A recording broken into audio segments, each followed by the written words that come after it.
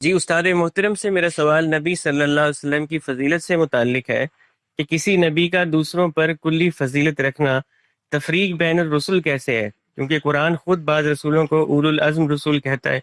اسی طرح سورہ صف کی آیت نمبر 6 میں آپ نے انجیل یوحنا سے حضرت عیسیٰ کا قول نقل کیا ہے کہ دنیا کا سردار آتا ہے اور مجھ میں اس کا کچھ نہیں۔ اسی طرح سے کچھ حدیث بھی ہیں جس میں نبی صلی اللہ علیہ وسلم خود کو اولاد آدم کا سردار، مقام محمود، شفاعت کبریٰ، لواء الحمد اور جنت میں سب سے پہلے داخل ہونے والے فرماتے ہیں۔ اسی طرح معراج میں آپ نے انبیاء کی امامت فرمائی، تو اگر چاہیے رویا ہو یا جسمانی، تو اس میں آپ تھوڑی وضاحت فرما دیجیے گا۔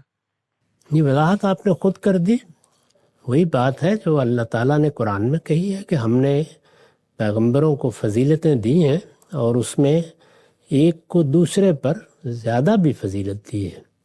یہ بات تو اصول میں معلوم ہو گئی۔ اب کس کو کیا فضیلت حاصل ہے، یہ آپ نے بہت سی باتیں قرآن حدیث سے رسول اللہ کے بارے میں بیان کر دی، لیکن خود رسالت مآب صلی اللہ علیہ وسلم نے جب اس سوال کا جواب دے دیا ہے، اور وہ بھی روایتوں میں نقل ہو گیا ہے، اور صحیح روایتوں میں نقل ہو گیا ہے، یعنی فن حدیث کی روح سے جن روایتوں کو صحیح کہا جا سکتا ہے، تو پھر اس پر اپنی طرف سے کچھ کہنے کی جسارت نہیں کرنی چاہیے۔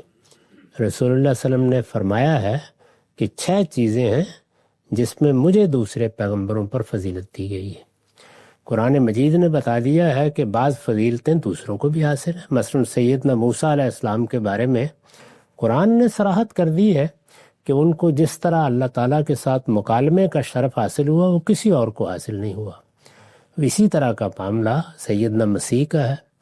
رسالت مآب کو جو فضیلتیں حاصل ہیں وہ اس روایت میں گن کر آپ نے بتا دی ہیں، بس وہاں تک بات کو محدود رکھنا چاہیے۔